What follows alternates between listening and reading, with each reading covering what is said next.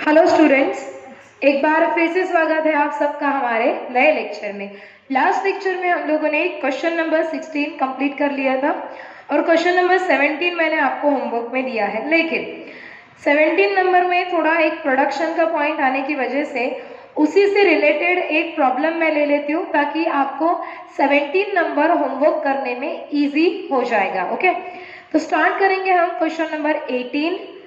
A manufacturer of scooter, किसका manufacturing हो रहा है? स्कूटर का, ठीक है। A manufacturer of scooter find in that in 2017 it cost him rupees 6,16,000 to manufacture 200 scooter. Underline, वो बोल रहा है 2017 साल में 200 स्कूटर बनाने के लिए उसको कॉस्ट लगी है 6,16,000। जनरली किसी भी प्रॉब्लम में हमको प्रॉब्लम में टोटल कॉस्ट नहीं दी जाती है, लेकिन यहाँ इस प्रॉब्लम में आपको टोटल कॉस्ट दी है। क्या दी है बोलो? टोटल कॉस्ट दी है, ठीक है। वैसे तो उसका कुछ यूज नहीं होगा क्योंकि हम वैसे ही टोटल कॉस्ट फाइंड आउट करते हैं। स्टिल मैं आपको बता दूं कि अभी तक किसी भी प्रॉब्लम में हमको टोटल कॉस्ट प्रॉब्लम में गिवन नहीं रहती थी, लेकिन यहाँ दी है। वो बोलता है कि साल 2017 में मैन्युफैक्चरिंग हुआ 200 स्कूटर का, यानी यहाँ पर प्रोडक्शन है 200 स्कूटर का। प्रोडक्शन क्या है बोलो? 200 स्कूटर का है। तो इधर ओल्ड कॉस्ट शीट के लेफ्ट हैंड साइड पर आप लिखेंगे प्रोडक्शन में 200 स्कूटर और ईयर आप लिखेंगे कितना बताओ? 2017, यानी जो आपका पीरियड है वो आएगा साल 2017 और ब्रैकेट में लिख देंगे 1 ईयर, ठीक है। आगे पढ़ेंगे। आगे उन्होंने बोला है to manufacture 200 scooter which he sold at ₹4,000 each. एक स्कूटर 4,000 रुपए में बेचा है। आप बोलेंगे मैडम ये कब का प्रॉब्लम है? कौन से आदम शाह के जमाने का है क्या? 4,000 रुपए का कोई स्कूटर नहीं मिलता। तो इट्स जस्ट अ प्रॉब्लम। आपको सिर्फ न्यूमेरिक्स के ऊपर ध्यान देना है, उसको प्रैक्टिकल लाइफ से कोरिलेट करने की जरूरत नहीं है। यानी हम भी जानते हैं, आप भी जानते हैं कि स्कूटर की प्राइसेस 80-90 हजार के आसपास हो गई है। स्टिल ये प्रॉब्लम है। ओके, तो वो बोलता है कि 200 स्कूटर मैन्युफैक्चर्ड हुए और एक स्कूटर उन्होंने 4,000 रुपए का बेचा है। एक स्कूटर कितने का बेचा? 4,000 रुपए। इन शॉर्ट 4,000 रुपए ये आपको सेलिंग प्राइस दी है, ठीक है। बढ़ेंगे आगे, मार्किंग स्टार्ट करेंगे। Material wages no marking, factory overhead F, office overhead O, ठीक है। आगे बढ़ेंगे। फॉर द 2018 सीजन, यानी 2018 की बात चल रही है, ठीक है। ही estimate the each scooter will require material to the value of ₹1,000 and wages 1,500। यहाँ क्या बोला है देखो, द ईच स्कूटर, अंडरलाइन करो ईच। एक स्कूटर के बारे में बात चल रही है कि एक स्कूटर अगर आप मैन्युफैक्चर करते हैं, ठीक है, आप कितने मैन्युफैक्चर कर रहे हैं ये यहाँ इन्होंने दिया नहीं है, ठीक है। आपने कितने स्कूटर मैन्युफैक्चर करने वाले हो साल 2018 में ये यहाँ दिया नहीं, लेकिन वो बोलता है कि प्रत्येकी यानी हर एक स्कूटर बनने के लिए मटेरियल रिक्वायर्ड होगा 1,000 का और वेजेस रिक्वायर्ड होंगे 1,500 के। यानी ये जो इंफॉर्मेशन आपको दी है, मटेरियल कितना 1,000 और वेजेस 1,500, ये दिया है टेंडर के लिए। किसके लिए? टेंडर के लिए, ठीक है। आगे, factory overhead expenses will bear the same relation, underline, same relation to the direct wages as in previous year। यह परसेंटेज के बारे में है। वो बोलता है कि फैक्ट्री ओवरहेड यानी फैक्ट्री ऑन कॉस्ट, इनका ये जो है रिलेशन रहेगा किसके साथ? डायरेक्ट वेजेस के साथ, ठीक उसी प्रकार जैसे प्रीवियस ईयर यानी कॉस्ट शीट में होता था। इन शॉर्ट उसका मतलब ये है कि फैक्ट्री ऑन कॉस्ट का परसेंटेज आपको निकालना है और फैक्ट्री ऑन कॉस्ट अपॉन करेंगे डायरेक्ट वेजेस, ठीक है। आगे बढ़ेंगे। The percentage of office overhead expenses on factory cost, office overhead यानी ऑफिस ऑन कॉस्ट का परसेंटेज आप लोग कैलकुलेट करेंगे फैक्ट्री कॉस्ट के साथ। आगे बोला है, prepare a statement showing the profit he make per unit, underline per unit यानी एक प्रोडक्ट की बात चल रही है। He should make a per unit if he enhance यानी इंक्रीज, एनहांस यानी increase, if he enhance the price of scooter by rupees, underline that word. वो बोल रहा है कि अगर उसने स्कूटर की प्राइस 80 रुपए से बढ़ा दी, 80 रुपए नहीं रखेगा वो बोलता है कि अगर उसने स्कूटर की price as compare to previous year 80 रुपए से अगर वो सेलिंग प्राइस को बढ़ा देता है तो वो प्रॉफिट कितना कमाएगा। अब आप मुझे बताओ, प्रीवियस ईयर में स्कूटर का सेलिंग प्राइस कितना था? एक स्कूटर का सेलिंग प्राइस का मतलब होता है ऑब्वियसली एक प्रोडक्ट का, ठीक है। तो सेलिंग प्राइस था 4000 रुपए। कितने था? 4000 रुपए। वो ये बोल रहा है कि अगले साल यानी साल 2018 में अगर वो स्कूटर का प्राइस 80 रुपए से बढ़ा देगा, अगर स्कूटर का प्राइस वो 80 रुपए से बढ़ा देता है तो वो कितना प्रॉफिट कमाएगा। होगी बात क्लियर? अब नया क्या है? नया ये है कि यहाँ प्रॉफिट का परसेंटेज नहीं दिया बेटा। क्या नहीं दिया? प्रॉफिट का परसेंटेज नहीं दिया, पर ये बता दिया है कि कंपेयर टू प्रीवियस ईयर इस साल वो लोग स्कूटर का प्राइस, इस साल यानी साल 2018 में वो लोग स्कूटर का प्राइस 80 रुपए से बढ़ा देंगे। यानी कॉस्ट शीट में सेलिंग प्राइस आएगी 4000 और टेंडर शीट में सेलिंग प्राइस आएगी 4080, क्योंकि 80 रुपए से ही बढ़ाएगा ना, ठीक है। अब स्टार्ट करेंगे हम लोग प्रॉब्लम को। यहाँ आपको प्रोडक्शन दिया है, क्या दिया है? प्रोडक्शन लिखा भी है हमने, कितना? 200 स्कूटर यानी 200 यूनिट, 200 स्कूटर यानी 200 यूनिट, ठीक है। अब जब आपको प्रोडक्शन दिया है तो इसीलिए हम लोग क्या करेंगे? पर यूनिट का कॉलम बनाएंगे।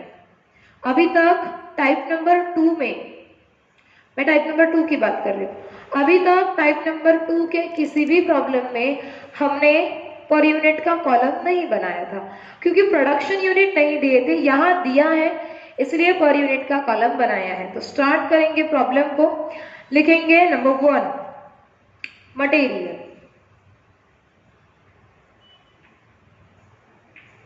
मटेरियल, डायरेक्ट टोटल अमाउंट में लिखेंगे आप। मटेरियल दिया है 2 लाख, और क्या निकालना है बोलो? पर यूनिट कॉस्ट निकालनी है। तो क्या करेंगे? 2 लाख अपॉन यानी 2 लाख डिवाइडेड बाय करेंगे यूनिट से। तो यूनिट्स कितने हैं? 200 है। 2 लाख डिवाइडेड बाय 200, तो पर यूनिट एक्सपेंडिचर आ जाएगा 1000। पर यूनिट एक्सपेंडिचर कितना आएगा बोलो? 1000 आएगा। बढ़ेंगे आगे। नंबर 2 डायरेक्ट वेजेस, कितना दिया है? वेजेस दिया है 3 लाख, तो करो 3 लाख अपॉन कितना? 200, तो आ जाएगा पर यूनिट में 1500। हो गया बस। डायरेक्ट एक्सपेंसेस दिया नहीं है, दोनों का लगा लेंगे टोटल।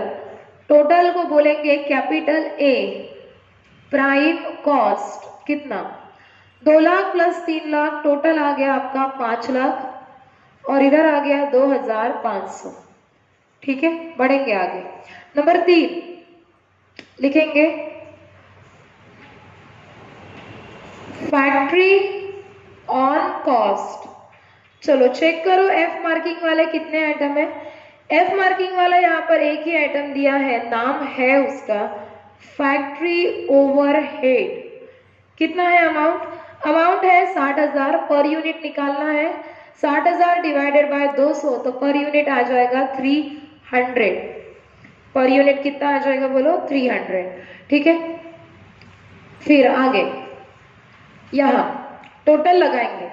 वर्क इन प्रोग्रेस के आइटम आपको नहीं दिए हैं, वर्क इन प्रोग्रेस के आइटम नहीं दिए, इसीलिए हम लोग यहाँ पे 5,60,000 को ही हमने नाम दे दिया factory cost oblique work cost. अगर वर्क इन प्रोग्रेस के आइटम अवेलेबल होते तो मैं इसको नाम नहीं देती, ये बेनाम रहता। ठीक है, बढ़ेंगे आगे। इनकी टोटल करेंगे 2500 प्लस 300, टोटल आएगी आपकी 2800। चले आगे। Next, office on cost.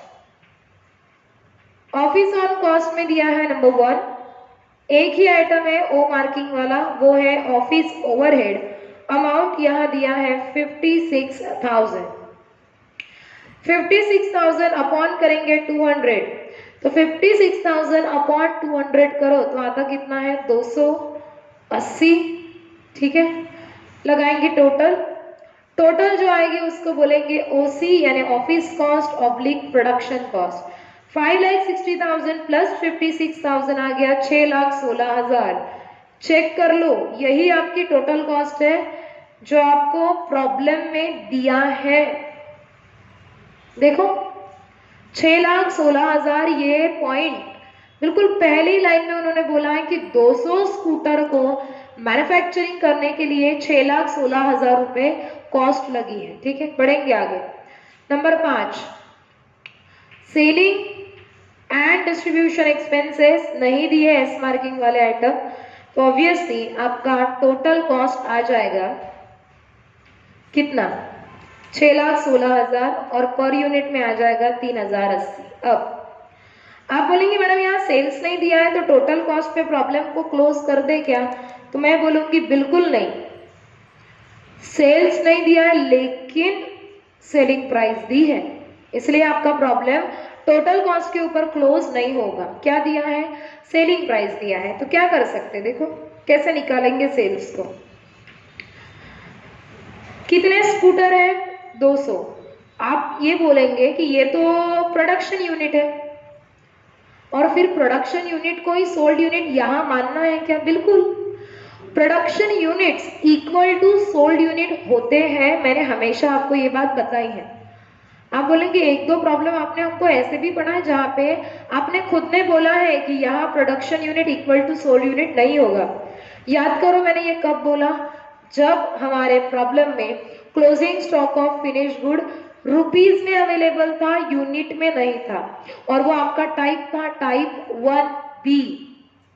वहां पे closing stock of finish good rupees में दिया था, यूनिट्स में नहीं था, और हमारे पास कोई भी रास्ता नहीं था फिर क्या निकालने का, यूनिट्स निकालने का, और इसीलिए हम लोग वहां पे production unit equal to sold unit नहीं कह पाए।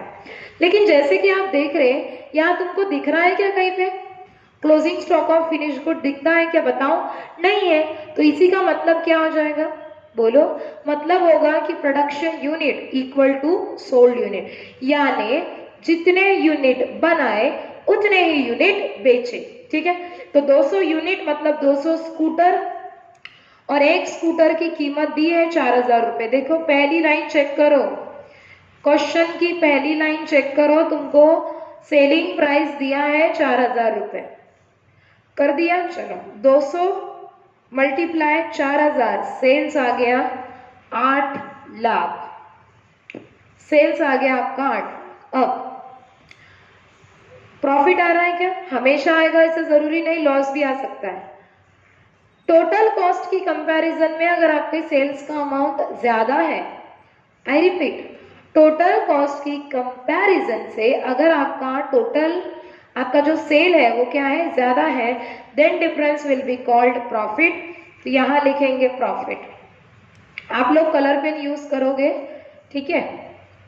बताओ कितना, 8 लाख माइनस 6,16,000, प्रॉफिट आपका आएगा 1,84,000, और इधर 4,000 माइनस 3,080, यहाँ पे आपका पर यूनिट प्रॉफिट आएगा 920, और ये आपकी कॉस्ट शीट हो गई है कंप्लीट। क्या नया था, नया कुछ भी नहीं है। यहाँ ना आपको ये पॉइंट ऑलरेडी लाइन 1 यानी first line of the problem वहां दिया है, वैसे उसकी जरूरत थी क्या, आपको आपकी जो प्रॉब्लम की पहली लाइन है वहां पे बोल दिया कि 200 स्कूटर बनाने के लिए हमको कॉस्ट लगी है 6,16,000, कौन सा यूज हो गया। वैसे भी ये 6,16,000 हम लोग कैलकुलेट ही करते हैं ना, हम डायरेक्ट आ गए क्या, नहीं ना, कैलकुलेट किए। पर इससे होता यह है कि आप लोग वेरीफाई जरूर कर सकते हैं कि वहां जो प्रॉब्लम में कॉस्ट दी है और आपने जो कॉस्ट फाइंड आउट की दोनों मैच होती है या नहीं होती। ठीक है, नया क्या पढ़ा?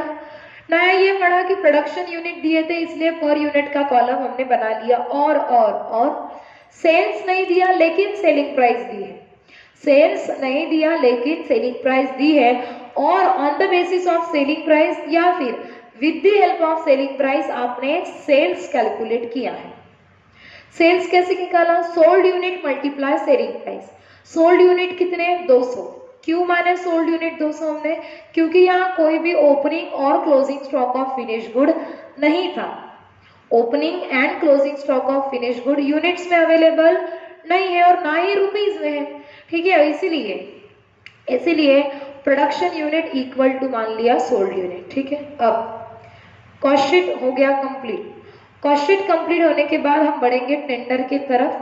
टेंडर में हम लोग प्राइम कॉस्ट तक आएंगे और उसके बाद कैलकुलेट करेंगे परसेंटेज। आप अगर चाहे तो पहले भी परसेंटेज कैलकुलेट कर सकते हैं, कोई प्रॉब्लम नहीं है। तो सबसे पहले ये टेंडर शीट के लिए आप लोग टेबल बना लो और हम लोग परसेंटेज निकाल लेते हैं। हार्डली एक या एक से कम पेज का आपका टेंडर शीट का टेबल बनेगा। चले आगे चलेंगे, परसेंटेज निकाल लेते हैं। ओके, नंबर 1 किसका परसेंटेज निकालना है? फैक्ट्री ऑन कॉस्ट का। ठीक है, लिखो percentage of factory on cost to wages. Percentage निकाल रहे हैं हम फैक्ट्री ऑन कॉस्ट का, किसके साथ? वेजेस के साथ। ठीक है, फॉर्मूला जिस वर्ड के सामने ऑफ है वो ऊपर लिखेंगे, फैक्ट्री ऑन कॉस्ट जिसके सामने 2 वर्ड लिखा है वो नीचे, अपॉन वेजेस मल्टीप्लाई 100। सो आपका फैक्ट्री ऑन कॉस्ट इंफॉर्मेशन कहाँ से लेंगे? कॉस्ट शीट में से। फैक्ट्री ऑन कॉस्ट कितना है बताओ जल्दी जल्दी? 60,000।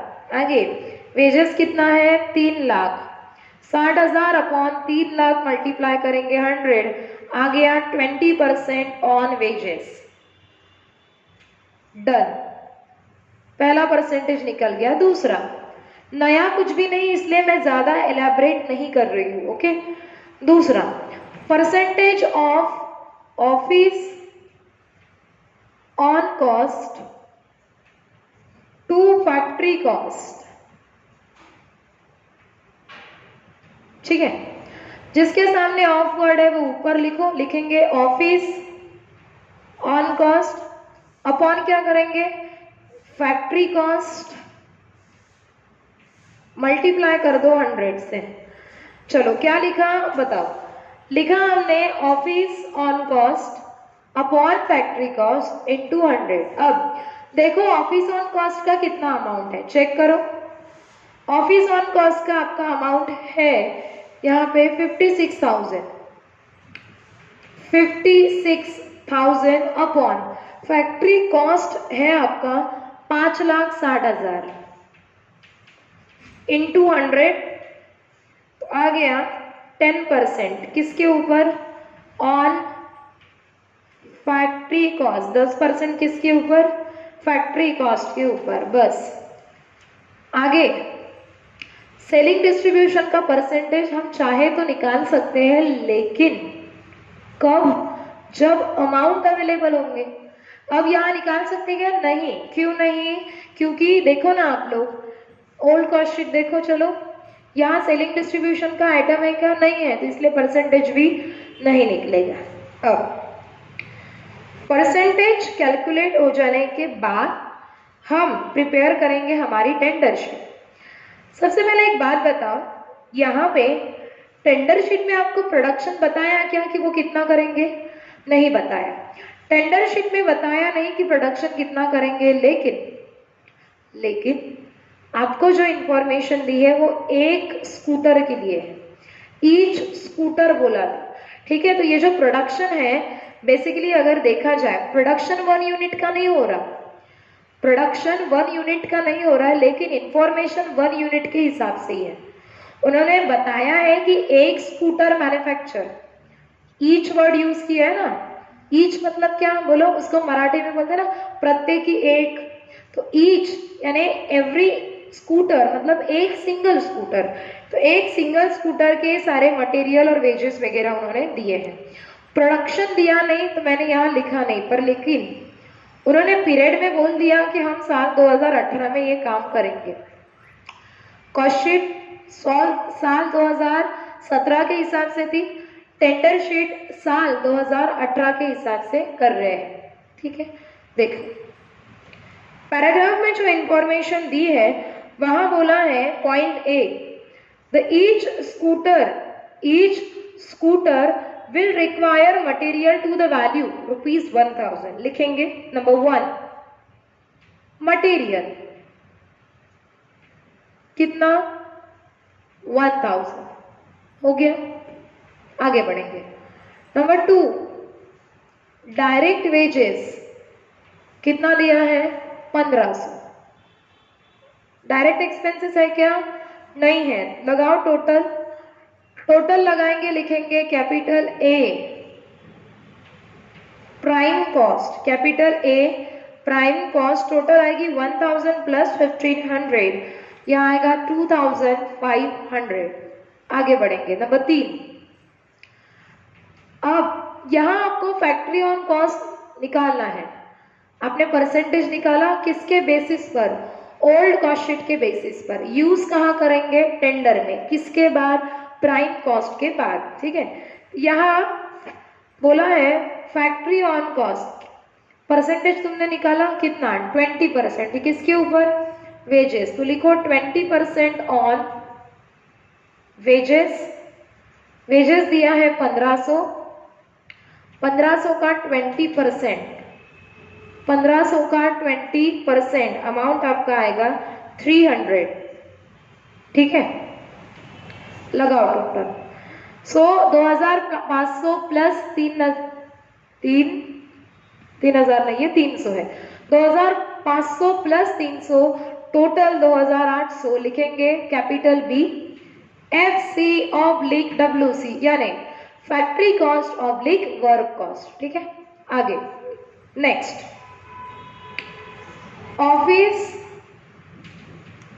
ऑन कॉस्ट, परसेंटेज निकाल चुके हैं आप, कितना 10%, किसके ऊपर 10% ऑन फैक्ट्री कॉस्ट। अब आप फैक्ट्री कॉस्ट किसका लेंगे, जल्दी, टेंडर का, कितना है 2800, उसका कितना परसेंट 10%, 2800 का 10% कितना आ जाएगा 280, 280 आपका आ जाएगा। लगाएंगे आप टोटल, जो टोटल आपकी आएगी कितना, टोटल आ रही है यहाँ पे 3080, कितनी आ रही है 3080 आपकी टोटल आ रही है। ठीक है, इसको बोलेंगे OC oblique PC। Next number 5 selling and distribution expenses नहीं है डैश, फिर आएगा पॉइंट डी TC यानी टोटल कॉस्ट 3080, और पहुंच गए हम लोग हमारे डेस्टिनेशन पे यानी प्रॉफिट के ऊपर। लेकिन यहाँ पर एक नया पॉइंट है जो हमको डिस्कस करना है। वो नया पॉइंट क्या है, आप थोड़ा सा सोचो सबसे पहले कि क्या होगा। उन्होंने यानी टेंडर शीट में हमको जो लिखना है सेलिंग प्राइस, वहां लाइन उन्होंने क्या बोली है, he should make per unit, यानी आगे बोला है प्रिपेयर अ स्टेटमेंट, पूरी लाइन पढ़ लेते हैं हम, prepare a statement showing a profit he should make per unit if he enhance the price of the scooter by ₹80। अगर वो अपने स्कूटर की प्राइस, विच प्राइस, सेलिंग प्राइस, अगर 80 रुपए से बढ़ा देता है तो वो कितना प्रॉफिट कमाएगा। पहली बात कंपेयर करो कॉस्ट शीट से। कॉस्ट शीट में आपने 200 स्कूटर बनाए बेचे, एक स्कूटर कितने रुपए का बेचा, कहाँ पता चलेगा, एक स्कूटर कितने रुपए का बेचा, ये कौन से कॉलम में पता चलेगा, पर यूनिट के कॉलम में। कितने का बेचा, 4000 रुपए का। वो बोलता है कि अगर वो सेलिंग प्राइस को 80 रुपए से बढ़ा देता है, 80 रुपए से बोला है, वो ये नहीं बोल रहा कि 80 रुपए करो, वो ये बोल रहा है क्या कि 80 रुपए आपको करना है, नहीं। वो बोलता है कि पहले स्कूटर की प्राइस 4000 थी, अगर वो उसको इंक्रीज कर देता है, इंक्रीज बाय कितने से बढ़ाना चाहता है या कितने से बढ़ाएगा, 80 रुपए से, तो सेलिंग प्राइस कितनी आ जाएगी, 4080। और ये 4080 अगर सेलिंग प्राइस है तो वो प्रॉफिट कितना कमाएगा, इतना सा सवाल था। ठीक है, देखो लिखेंगे यहाँ पे सेल्स कितना, बोलो। रेगुलर सेलिंग प्राइस कितनी थी लास्ट ईयर की, 4000। इंक्रीज कितना, 80। यहां ये क्लोज कर देंगे। ठीक है, 4000 पुरानी सेलिंग प्राइस है, इसको 80 रुपए से बढ़ाना है, यानी आपकी सेलिंग प्राइस अब हो जाएगी 4080। निकालो प्रॉफिट, क्या करेंगे, टोटल कॉस्ट। तो देखो टोटल कॉस्ट कितनी है, 3080, सेल्स कितना है, 4080, तो प्रॉफिट आ जाएगा आपका, बोलो 1000। कितना आएगा, 1000। लिख दिया, हो गया हमारा प्रॉब्लम कंप्लीट। प्रॉब्लम हो गया इस कंप्लीट। ये जो है आपका, ये इसको आप सेल्स बोल सकते, ऑब्लिक लिखेंगे सेलिंग प्राइस, ऑब्लिक लिखेंगे टेंडर प्राइस। सेलिंग प्राइस इसीलिए क्योंकि वो ईच स्कूटर का एस्टीमेट है, ईच स्कूटर का एस्टीमेट है। ठीक है, अब देखो क्या नया सीखने को मिला, ज्यादा कुछ भी इसमें नया नहीं था, बस एक ये साहब, ये जो अमाउंट है ये दिया था, नहीं दिया रहता तो कोई फर्क नहीं पड़ता, दिया था ये बताना है। उसके बाद 200 स्कूटर दिए थे, इसलिए पर यूनिट का कॉलम बना लिया। सेलिंग प्राइस दी थी तुमको 4000, तो 4000 जो सेलिंग प्राइस थी उसको मल्टीप्लाई किया हमने सोल्ड यूनिट से। ठीक है, फिर आपको साल 2018 के लिए इंफॉर्मेशन दी थी, कितने यूनिट प्रोड्यूस होंगे ऐसा कुछ दिया नहीं, ये जो इंफॉर्मेशन थी एक स्कूटर के हिसाब से इंफॉर्मेशन थी, अगर वो एक स्कूटर बनाते हैं तो मटेरियल कितना लगेगा, वेजेस कितना लगेंगे, ऐसे। बाकी हमने जो परसेंटेज कैलकुलेट किए वो रेगुलर मेथड से थे, लेकिन यहाँ एक नया पॉइंट था, उन्होंने बोला था कि as compare to previous year, this year selling price will be increase by ₹80। Last year की सेलिंग प्राइस 4000 थी, प्लस कर देंगे 80, तो यहाँ सेलिंग प्राइस लिख दी हमने। अब गिफ्ट देने का टाइम आ गया है।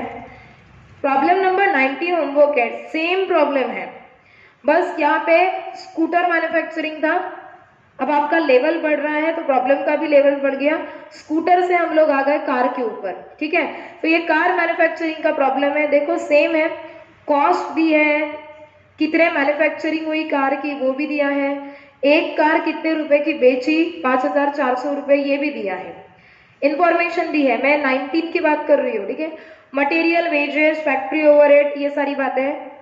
साल 2018 यानी टेंडर के लिए मटेरियल दिया है 1600, वेजेस दिया है 1800, परसेंटेज के बारे में बात की है, लेकिन आखिरी पॉइंट को हाईलाइट करेंगे। बोला prepare a statement showing the profit he should make a profit per unit if he reduce, underline reduce यानी डिक्रीज करना, रिड्यूस यानी डिक्रीज करना। यहाँ क्या था, कंपेयर टू प्रीवियस ईयर, साल 2018 में सेलिंग प्राइस को इनहांस किया था, यानी 80 रुपए से बढ़ा दिया था। यहाँ बोलता है कंपेयर टू प्रीवियस ईयर, साल 2018 में, 19 की बात चल रही है, सेम साल है, साल 2018 में सेलिंग प्राइस रिड्यूस करेंगे या नहीं, डिक्रीज करेंगे 200 रुपए से। क्वेश्चन की सेलिंग प्राइस कितनी है, 5400, तो टेंडर में आपकी सेलिंग प्राइस आएगी 5200।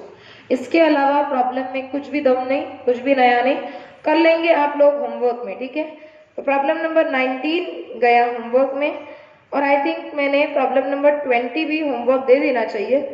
ठीक है, देखेंगे कि 20 होमवर्क देना या नहीं, अभी तक डिसाइड नहीं किया है। तो चलो करो आप इतना, 18 कंप्लीट हो गया, 19 होमवर्क करेंगे आप लोग, बाकी काम देखेंगे हमारे नेक्स्ट लेक्चर में। तब तक के लिए थैंक यू वेरी मच।